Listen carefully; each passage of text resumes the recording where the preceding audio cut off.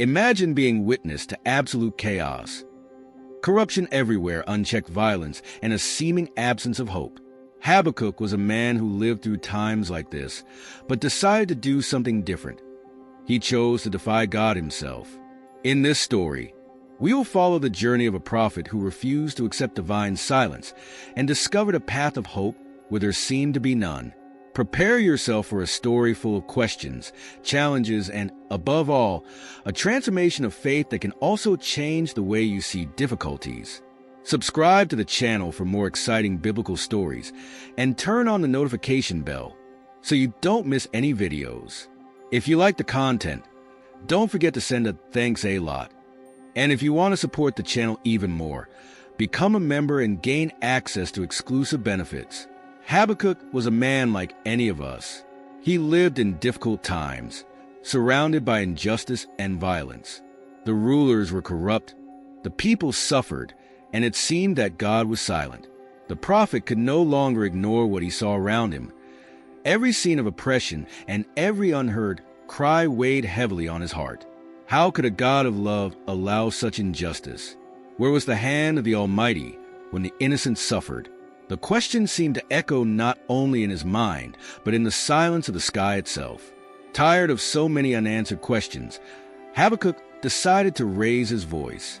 He no longer wanted to simply accept what he saw. He needed to understand it.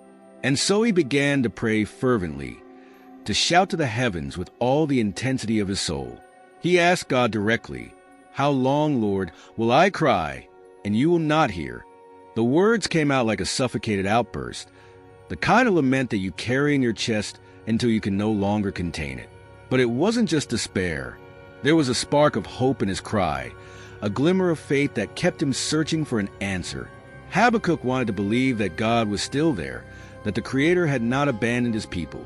He knew that, somewhere beyond that apparent silence, there was a greater purpose, something he still couldn't see. While the prophet waited, something unexpected happened. God responded to Habakkuk's cry, but the answer came in a way he could never have predicted. The divine words did not bring the consolation that Habakkuk expected. Instead, it was like a bucket of cold water, something that further challenged his understanding of divine justice. God spoke about the Chaldeans, a people known for their brutality and impiety, who advanced conquering nations, sowing terror wherever they went. They were feared for their cruelty, and now God was saying that they would be the instruments of his judgment. Habakkuk's surprise was evident, a mixture of shock and perplexity. How could the God of kindness use such wicked people to correct Judah? It was as if, in the face of chaos, the Creator was choosing an even more confusing and dark path to bring about his justice. Habakkuk felt a pang in his heart. It didn't make sense. He had asked for help, cried for justice and protection, and now received the news that an even worse enemy was on the way. The idea seemed too absurd to be true. Was God using those who were even more corrupt and violent to correct the mistakes of his people? The prophet tried to process this revelation while a whirlwind of emotions passed through him. But Habakkuk did not give up. He wanted more answers. He needed to understand more deeply why it was all happening. Habakkuk was there in the shock of the response he had received, trying to assimilate that idea that seemed so absurd. He couldn't help but wonder in his heart, how could a righteous God choose such a strange path? If the people of Judah needed to be corrected, why would God use someone even more cruel? It was as if a dense fog had covered his vision, and he was unable to see the purpose behind that plan. The prophet felt his faith wavering. He believed in God's justice, but the circumstances were difficult to accept. It didn't make sense that a people as violent as the Chaldeans could be the divine instrument to discipline Judah. It seemed like a paradox. Habakkuk, however, was determined. He would not give up his search for answers. It was as if, even in the midst of confusion, there was something in his spirit that drove him to persist, to not be content with the surface. He decides to question again, speaking directly to God about his discomfort. In his prayer, Habakkuk shows his doubt. "Lord, are you not eternal? You cannot bear evil. How then do you let such cruel people win?" The prophet's questions were full of sincerity and pain, a mixture of reverence and nonconformity. He wanted to understand, but he also wanted to be faithful, even if his eyes did not understand the divine plans. Habakkuk knew that he would not find peace until he understood God's plans more deeply. And so, he prepared for a vigil, a solemn wait for a new answer. Habakkuk positioned himself. He decided not just to wait, but to watch. He rose like a guardian who scales the highest tower to watch, not the horizon, but the heavens for a sign. His spirit was constantly alert, a mixture of expectation and curiosity, hoping that God would speak again. He knew the answer might not be easy, but he was determined to listen. I wanted to see what God would say to his confused soul and, perhaps, tired of so many doubts. As I waited, the silence became almost palpable. The wind blew from the heights of the watchtower, bringing a cold that made his skin crawl, but he remained firm. There was a kind of stubbornness in Habakkuk, a faith that resisted despair. He believed that God would not leave him without answers. It was as if something invisible was holding him there, a force beyond his own understanding. And it was then that God spoke again. The words came, and they were not as before. It wasn't a reprimand. It wasn't just a difficult-to-understand explanation. God gave him a vision. He ordered Habakkuk to write clearly, so that everyone could read and understand the message. The vision was of a future time, a time that would certainly come. Even if it takes a while, wait, because it will certainly come, said the Lord. It was a promise, a harbinger of something that could not fail, no matter what human eyes could see now. And in the midst of that revelation, a phrase stood out, echoing in the prophet's heart: "The just will live by faith." As Habakkuk listened to God's words, something in his heart began to change. There was a new brightness amidst the darkness of his doubts. The vision that God gave him was not something immediate. It was an announcement of what was to come, a glimpse of the future. God instructed him to write the vision clearly, so that anyone could understand and run with the message. It was as if God was drawing a path through the chaos, a promise beyond the turbulent present. Habakkuk realized that this vision transcended time, something that would not only be for him, but for many others who would come later. It was a message of faith, something that would sustain those who, like him, needed to see beyond what the eyes could see. Even if everything around was uncertain, confidence in the divine plan must be unshakable. "The just will live by faith" was not just a phrase. It was an invitation to trust when circumstances screamed otherwise. God was telling Habakkuk that the answer was not in avoiding suffering or controlling events, but in trusting him, even without seeing. It was a call to see with the eyes of the heart, believing that although difficult times came, God had a greater purpose. Habakkuk now began to understand that his task was not to change the divine plans, but to be a faithful witness to what the Lord was revealing. Still, the prophet continued to reflect on the Chaldeans. They were violent, arrogant, and greedy. It was impossible not to think about the cruelty of those people who now served as an instrument of correction for Judah. They were merciless. They imposed terror and destruction. Their greed was insatiable. They seemed to devour everything they came across, like a fire that spread without control, consuming cities and hearts. They boasted of their power, as if they were invincible. Habakkuk could not understand how these corrupt people could have any role in the plan of a just and holy God. It was then that God, with a wisdom that surpasses human logic, revealed more to the prophet. Habakkuk could see that although the Chaldeans were instruments of discipline, they were also under the watchful eye of the Lord. God was not oblivious to their violence, arrogance, and pride. In fact, everything they did was, in a way, a seed of their own demise. It was as if every cruel act was a harbinger of his own doom. God would not leave the wickedness of the Chaldeans unpunished, even if for now they were being used for a greater purpose. Habakkuk began to understand that divine justice went far beyond what he could see. God had a right time for everything, including the judgment of the Chaldeans. They would not get away with what they deserved, and their arrogance would be their downfall. It was ironic, in a way, that those who today were instruments of correction were digging into one's own tragic destiny. Habakkuk began to see the bigger picture, a picture that went beyond the boundaries of what he could understand. God had shown that his justice would not fail, and the Chaldeans, who now seemed invincible, would also be judged at the right time. The prophet realized that divine justice did not manifest itself according to human standards. She came at the perfect time, and her action was accurate, even when it took time in the eyes of those who waited. Habakkuk began to declare what the Lord had shown him. He pronounced woes against the Chaldeans, a series of laments that announced their downfall. Those words were not just warnings, they were prophecies. He spoke of the insatiable greed of the Chaldeans, the way they accumulated wealth at the expense of others, without any mercy. Everything they built, from their cities to their fortunes, was stained by injustice and the blood of the innocent. And although they thought they were safe, the truth was that their own evil was preparing the ruin that awaited them. Every woe that left Habakkuk's lips was like a lit torch that illuminated the path of divine justice. There would be no escape for those who lived in pride, abusing others and mocking God. Habakkuk, as he uttered these words, began to feel hope growing within him. God's plan, which had previously seemed so nebulous, was unfolding, and with it came the certainty that God's justice was perfect. Habakkuk, after hearing and proclaiming the words of God, turned his heart in prayer. It was as if every doubt that had previously troubled him had brought him to a point of deep reverence and trust.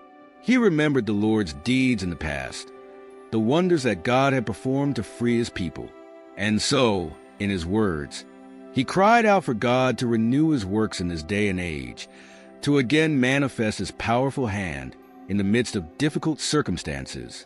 It was an emotionally charged prayer from someone who had already been led from despair to hope. Habakkuk, I knew that God was the same yesterday, today, and forever. And even if the present seemed dark, he believed that God could, in his time, bring the light that dissipated the darkness.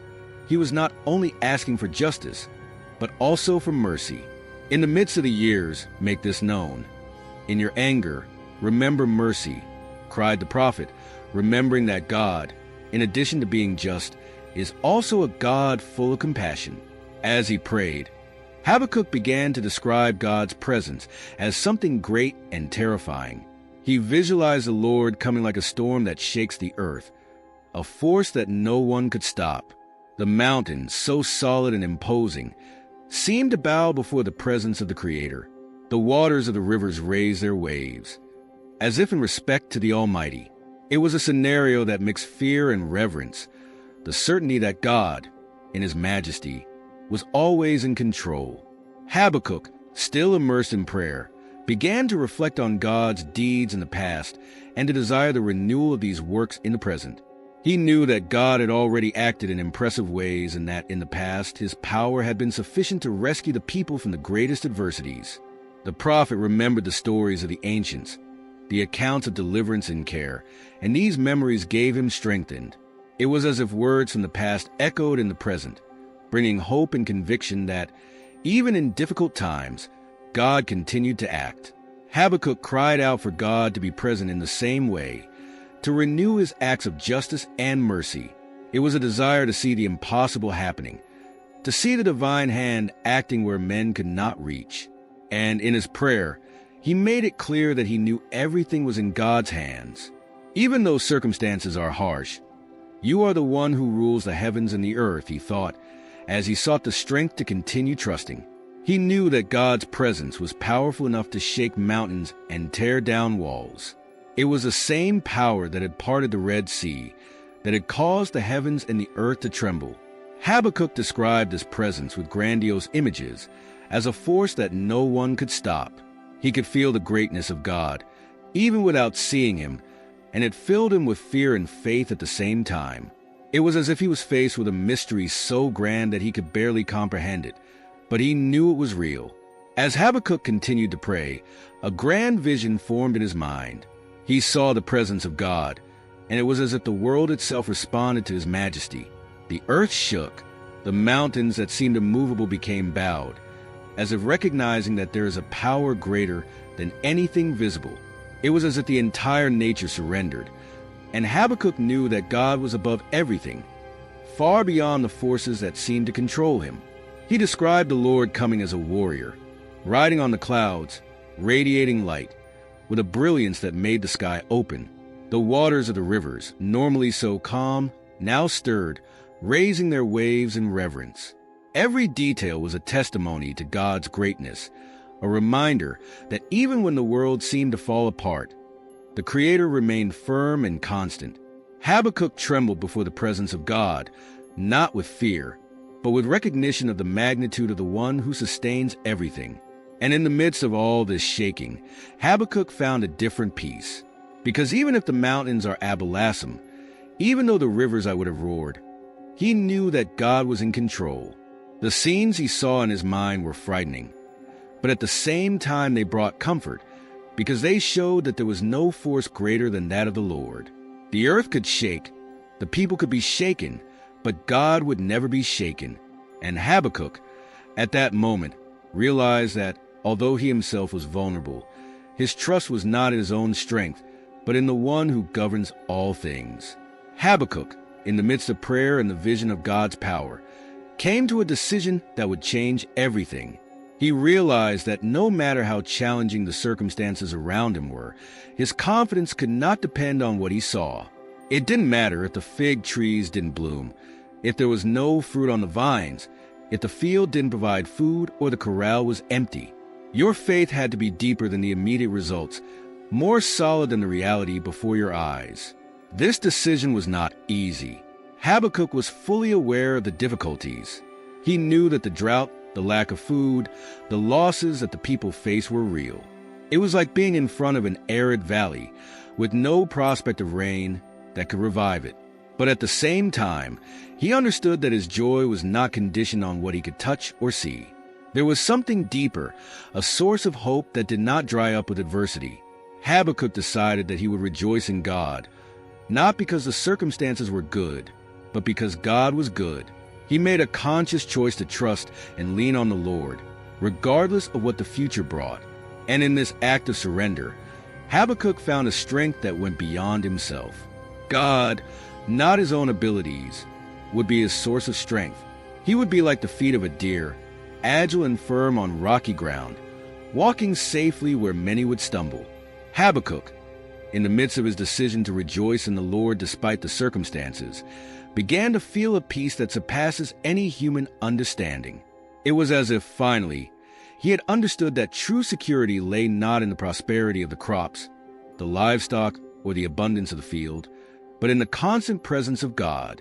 He knew that the seasons would change, that there would be times of drought and plenty, but the love and care of the Lord would remain unshakable. The prophet gave himself completely to this confidence, and it was as if a new strength began to take over his being. God made him walk like a deer that climbs the mountains, firm and safe on steep terrain, where many would be afraid to tread. Habakkuk felt in his heart that, even if times were hard, he could face everything because he was not alone.